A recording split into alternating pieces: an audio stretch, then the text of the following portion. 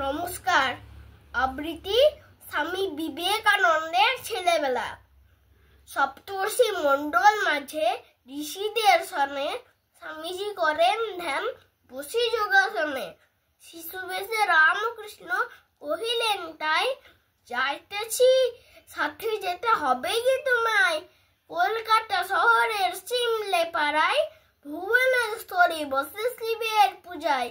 পূজা শেষে প্রতিদিন শিবের সেবায় তোমার মতো এক ছেলে যেন হয়।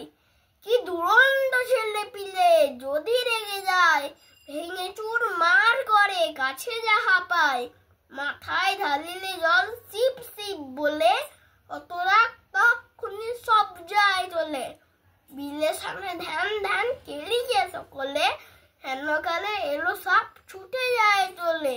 সাথী সবে ডাকে, ওরে বিলে চলে আয়। হেন মগ্ন বিলে কিছু শুনিতে না পায়। সব তুলে দেয় বিলে ভিখারির করে, মাতারে রাখেন পুরে দোতলার ঘরে।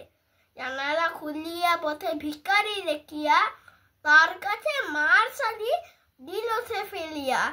অপর জাতের হুকো খেলে তাই, যে খায় তাহার নাকি জাত চলে যায়। শুনে বিলে সব হুকো টানিয়া টানিয়া, জাত যায় কিনা দেখে পরীক্ষা করিয়া। ঠাকুর শ্রীরামকৃষ্ণ এলেন যেদিন, সুরেশ বাবুর বাড়ি নরেন সেদিন।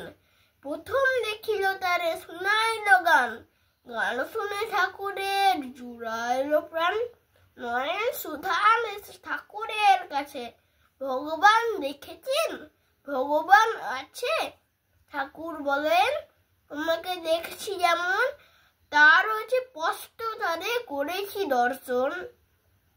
স্বামীজি যেদিন বিশ্ব বিজয়ী হইয়া কলিকাতা শহরেতে আসিল ফিরিয়া, কি আনন্দ ছেলেদের খোরা দিয়া শাড়ি, নিজের টানিল সবে স্বামীজির গাড়ি। বহুরূপে সম্মুখে তোমার ছাড়ি কোথা খুঁজিস ঈশ্বর। জীবে প্রেম করে যেই জন, সেই জন সে বিছে ঈশ্বর। নমস্কার।